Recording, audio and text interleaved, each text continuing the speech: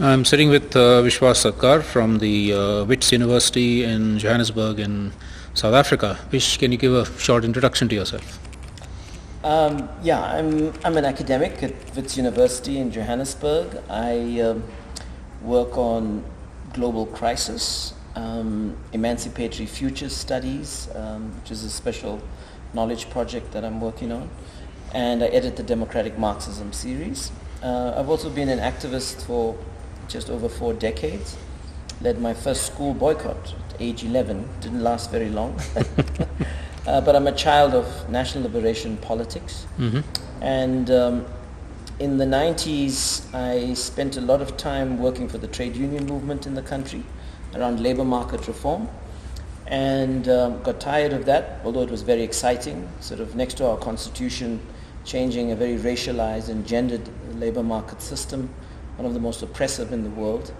But moving on from that to work in township communities, I set up an NGO called the Cooperative and Policy Alternative Center, which is now 23 years old. I chair its board. But we pioneered various things in the South African context, everything from cooperative development, an eco-village, sustainable local manufacturing, people's housing, and co-founded 2 very important campaigns in the country, the South African Food Sovereignty Campaign and the Climate Justice Charter Movement.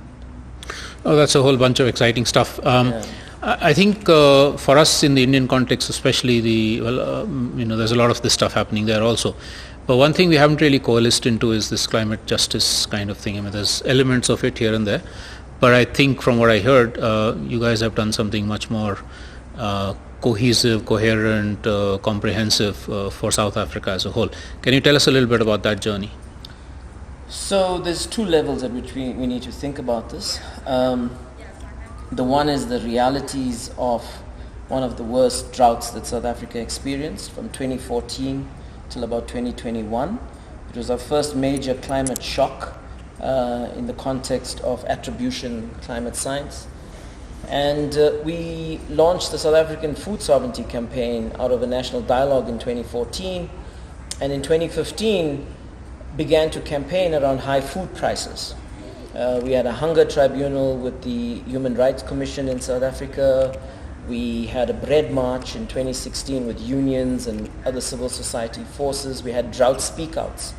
And we had several national festivals to try and make sense of the broken corporate control food system and all its pathologies and problems, but also to kind of make the case and develop a praxis around building the next food system in the midst of this drought. Our wheat and maize production collapsed in South Africa. Later on, our livestock production collapsed in different parts of the country. So it was a very, very serious crisis. And so we started thinking about how do we connect droughts, high food prices, climate crisis, and building the next food system. And that became a very important sort of set of themes that we started working with. And that crystallized out into an understanding that we can't just put the emphasis on the next food system, which is important. We really have to start thinking more deeply about accelerating the just transition in South Africa. And that's when the Climate Justice Charter Initiative was born. And in 2019, we went into several dialogues with constituencies across the country, drought-affected communities first and foremost, and to really take the conversation beyond just Cape Town. The world knows about Day Zero in Cape Town, and the media globalized that issue. But it was way more than Cape Town. There were many, many smaller towns and cities that were just really struggling, mainly poor communities. And so we worked with them. We tried to occupy one of our leading newspaper offices in the country to draw attention to the fact that the drought is bigger than Cape Town. We occupied the offices of the South African National Editors Forum and ended up having a very serious dialogue with them about the role of climate, the drought, and mainstreaming that in South Africa's media. And what do they envisage as the role of the media in terms of building awareness in society around the growing climate problem? The drought-affected communities continued working with us and threw up their ideas. We worked with small-scale farmers and social justice communities and activists and movements, convened them. We convened the labor movements in the country, although very fragmented, but we brought most of them together to discuss how they envisage the modalities of the just transition. What do they bring to the just transition so that it's not just one-sided, it's not just the state and capital shaping this transition. Having a big discussion about the role of pension funds. Workers have a lot of money in this economy. It's sitting in their pension funds, but how do we leverage that without compromising their resources for their retirement and old age, but to also drive the transition and give them some sway in that process. We had conversations with all the youth and children that were emerging out of Fridays for Futures and other climate initiatives in the country, and got their ideas around what kind of future do they want. Because this is an intergenerational challenge, and of course we need to ensure generational justice. And it was just very inspiring to hear these young people think about this problem, but most importantly think about it at a systemic level. And then of course we also convened the faith-based communities. South Africa has a very interesting history of radical faith-based politics, very secular, interfaith, non-fundamentalist. And so we tried to bring those kinds of forces together to also get a perspective from them. And it was just, again, very illuminating. And we had even indigenous religious and spiritual practitioners in the room, taking us back into indigenous thinking about nature and cosmology, etc. So all of those conversations added up to the first draft charter. I should also add that we invited the leading climate scientists in the country, many of them at my university, to think with us in this journey. They came often and they presented on the cutting edge science, but through my one project at the university, I also invited them to translate the international science to the South African context, which they did, and they put a paper together which was tabled at this conference. And their perspectives were very, very important for bringing the urgencies to the fore. They recognize we're one of 10 hotspots in the world because of a whole set of biophysical conditions being south of the equator, etc. They recognize that we're heating at twice the global average. So, when the world overshoots 1.5, we're going to be at 3 degrees. They specified some of the climate risks that come with that for our food systems, for our water systems. I mean, they now warned that, including the industrial heartland of the country, Gauteng, will probably face a day zero in the next big drought that's coming. They expect our droughts to become of longer duration, more intense. They also expect even other climate extremes which have never been part of South Africa's experience of climate, like cyclones making landings. We've had cyclones come close, but mainly impacting, sadly, Mozambique. But they've made all these predictions now based on climate science. They also gave us permission to take their document to Parliament as well. So out of the November conference, we had many public responses. This is November which year? November 2019. Okay. We invited the public to comment. We put the document out. We shared it widely. We got a lot of feedback, which we documented. We took it into a youth assembly. South Africa on June 16th has a youth day going back to 1976 when school children took on the apartheid government. So we had a big assembly with youth. The idea is to make the connection between that past and the fact that the next big struggle, the youth struggle, is the climate justice struggle. And then ultimately we took it to Parliament on October 16th, World Food Day 2020. We had an online assembly with Parliament. We invited the political parties to come and debate with us. We shared the climate science document. We shared the Climate Justice Charter, which affirms 14 systemic alternatives for change. And of course, we shared a memorandum of demands from communities across the country. We were working with 120 drought-affected communities and water-stressed communities and others in the midst of the pandemic. And they wanted an end to hunger, thirst, pollution, and climate harm. And there's a whole set of very powerful demands in that document. So that's the first kind of leg in which the Climate Justice Charter kind of emerged.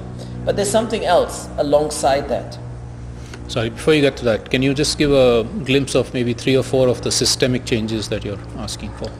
So we embrace the concept of the just transition, but because it is contested, we keep on talking about the deep just transition.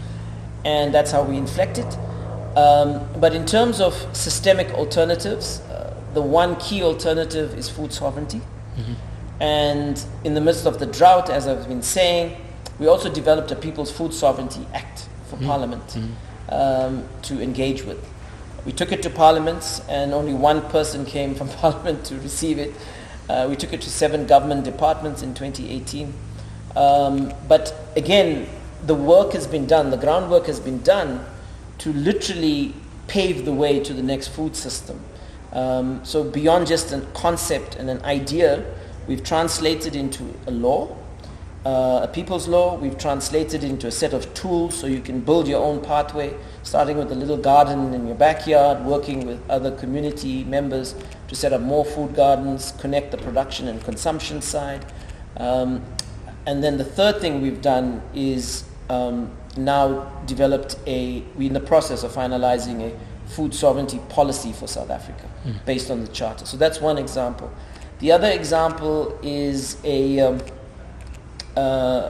rights of nature, and the rights of nature conception is very, very important to challenge old style sort of modernizing conservation practices in South Africa, and there's a long history of that, which I won't get into. But it's also very important for us to broaden the conversation about the state of our commons in South Africa. And so we've done a lot of work on the rights of nature in the South African context. And again, we're poised to surface a policy on the rights of nature for the country. We have about 9 biomes in the country. We have 2 oceans. And you know, when people think about our commons in South Africa, you know, in the old framework, it's, well, you just have the nature reserves and that's where the animals are. Whereas we are bringing back a whole different approach to thinking about our riverine systems, thinking about our different biomes and bioregions, etc. So all of that is up for conversation. The other very, very important idea, I mean, there's 14 of them, but the other one is the basic income.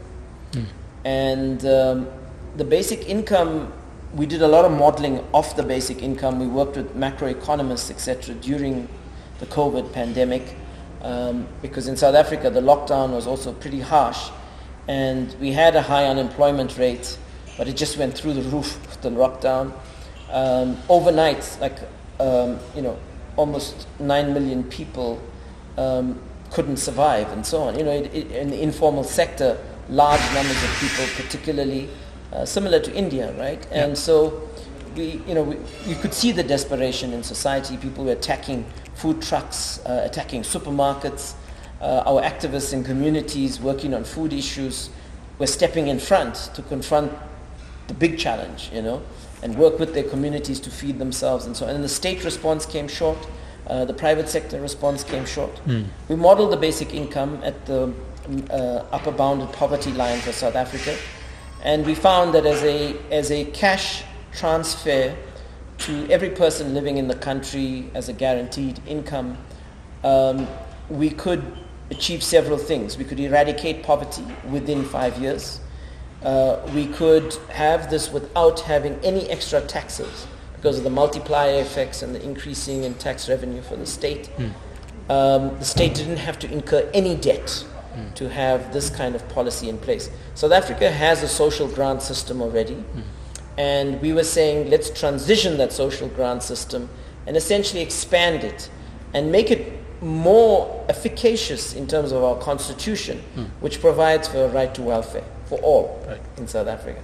So anyway, that work was done. It was presented to, I was invited to a debate with South Africa's president in the midst of COVID, and I mentioned our research. We passed it on to the president, to the ruling party. We passed it on to the national minister of finance. We had a national debate with the Minister of Social Development on television, where we handed over this research and made these arguments. And it wasn't just us. I mean, there's a whole lot of forces that have congealed around this idea now. Let me put it this way. With all the campaigning and activism that's been done across progressive civil society around this idea, there is a societal consensus on it.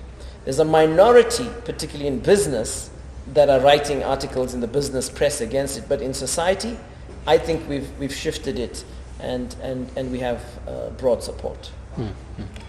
Okay, great. So, your charter is available on the website. So we'll ask readers. I'll put it up so that people can also know about the other fundamental systemic shifts.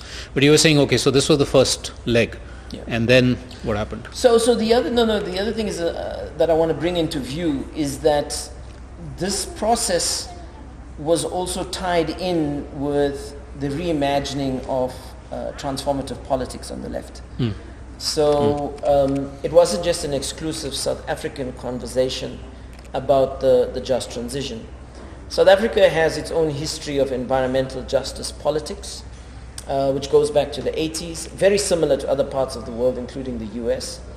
But the environmental justice politics in South Africa, which was really, really important, not only to challenge old-style conservation and also to build links with the national liberation movement and particularly the trade union movement, because health and safety issues became a very important point of connection with environmental justice politics in the country. But environmental justice politics, when it meets the climate crisis, in the South African context, starts to think in terms of climate justice. But that's a global conversation. So South Africans join a global conversation.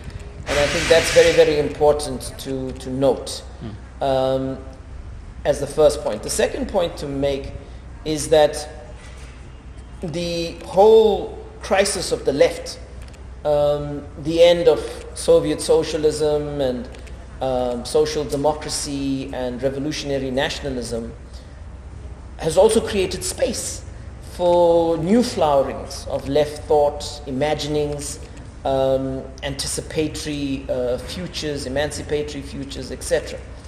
And I mean, that ferment has been happening in different places, in different circuits. It's been happening in the World Social Forum process at one moment.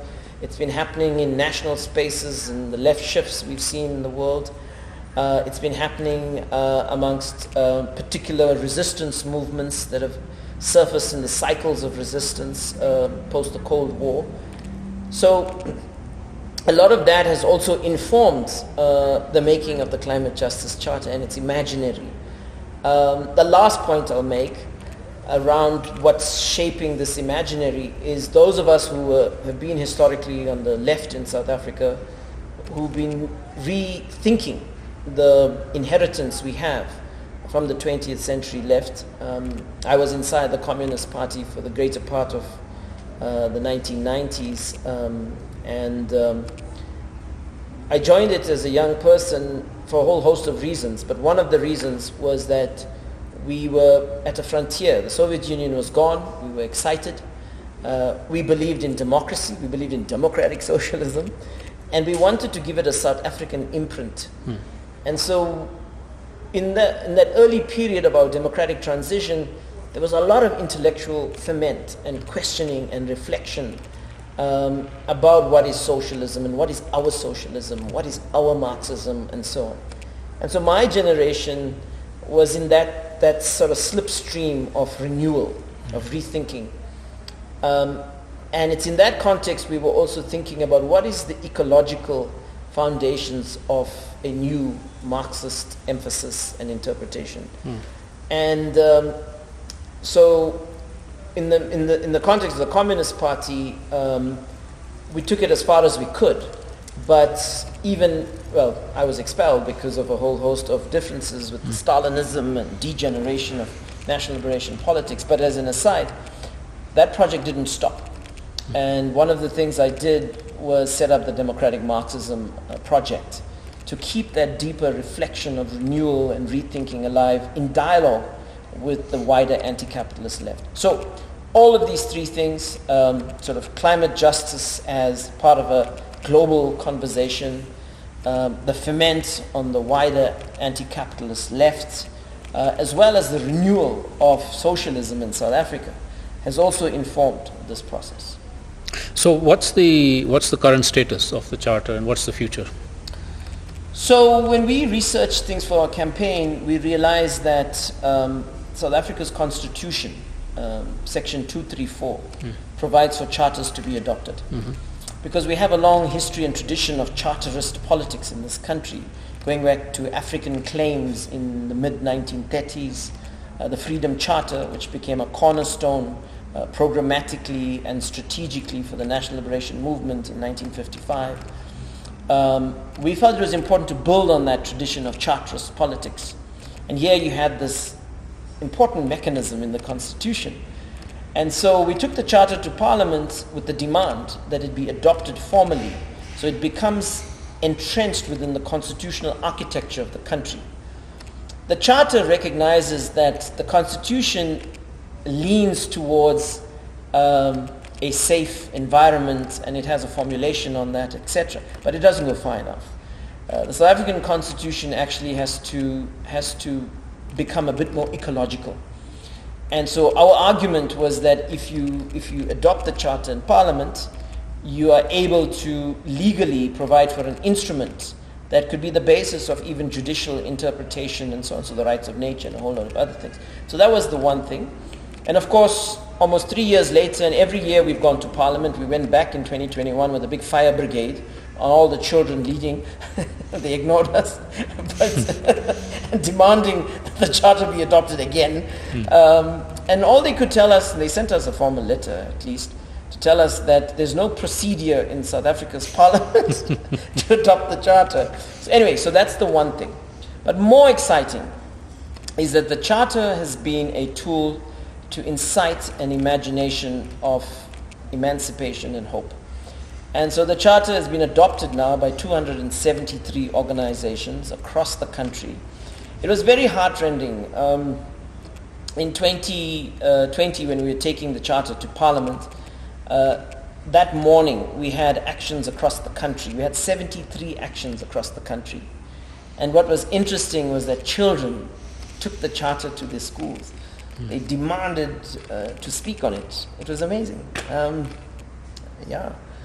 And it's just... So where do you think it can go from here? I'm hoping the next generation kind of rises to the challenge. I think the big issue is institutionalizing this politics. We have a big challenge in this country. We have a sort of carbon fraction of our ruling class. We have a transnational sort of green neoliberal fraction of our ruling class. They're really not serious about all of this. Yeah, well, that sounds familiar. I mean, it's the same in India, except that I think a process like this is something that we need to also go through, especially also because I think you were able to put together, at that point in time, workers' unions, so because normally there's been this labor environment divide, right? Which you were able to bridge, of course, youth and all the sorts of sections you were talking about. So, to my mind, something like that is needed in every country, of course, but I'm just reflecting back on India and saying this is something we need. We know that at the end of processes like that, we don't necessarily achieve success, but they still remain very important as just in terms of the politicization that takes place and creating seeds of maybe a future kind of a... So there's one thing we're doing now which is about a big leap. And we see the Charter as forming the basis. We call it a plurivision. And this is what it means for us. It means that we want to confront the legacies of apartheid, its deleterious consequences.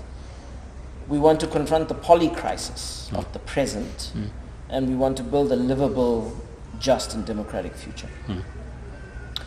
And so we are taking this idea into a strategic politics. As the Charter as the basis for this direction that we want to go in. We've lost strategic politics on the left generally, and in this country as well. And we want to bring back strategic politics with the Charter as this sort of lodestar, as this kind of horizon. And so what we are doing right now is we're having a big conference in March and then another one in October. And there's several things coming together in this sort of process of convergence. We have 4 strategic perspective documents that we're putting up for discussion. And we're talking about a new paradigm of power in these documents. We're looking at some of the resources of power work around trade unions, but taking it further in terms of how we develop structural power, movement power, direct power, constitutional power. But using the concept of democratic systemic reforms as a crucial idea. We're anchoring this also in the notion of building a people and worker driven movement. So we're trying to conceive of a political instrument that is not fixated on the state, that works from below, but that is building the next society as it does this. Okay? We are not averse to, if you like, taking on state power, both directly, even electorally. But that's up for debate. But we do not want to become a political party in the typical sense. So that's the first big leap that's happening in the convergence process right now. The second big leap is what I've been alluding to and mentioning, is translating the Charter into policies for the country. So we have working groups trying to figure out, so say the water commons. I mean, our water system is in serious crisis in the country for a whole host of reasons, which I don't want to get into, but we've got them working on the details of a water commons policy for the country. Okay, how do we manage our dams, our rivers, our groundwater, etc.? It's all there. We're not about big dams, but we have this inheritance, so how do we take this further? How do we ensure that we have a decommodified approach to water policy? 62% of our water resources are on private farms. So how do we transform all of this? Okay. So the second key thrust is a programmatizing of the Charter into concrete policy alternatives for the country. We feel that if we don't take this step, we're going to be stuck at the level of just an imaginary and rhetoric. We've got to concretize the Charter so that it provides content to the accelerated deep just transition. The third thing we're doing is launching we have a campaign, but we're going to give it more momentum now to accelerate the deep just transition. And I think this is very, very important for what we're bringing to global climate politics, because we want to get into the nuts and bolts of what happens in workplaces, what happens in communities, what happens in sectors, what happens in the state now to make this just transition work. How do you decarbonize? How do you build adaptive systems, etc.? So we've started, there's advanced work on a climate justice deal for accelerating the deep just transition. We've worked with heterodox economists, etc. Awande Buthelezi, who you've met, is one of the people leading that work. We've developed a tool for democratic planning from below in communities and workplaces to shape planning around the just transition. There's an act coming in Parliament. We're ahead of that.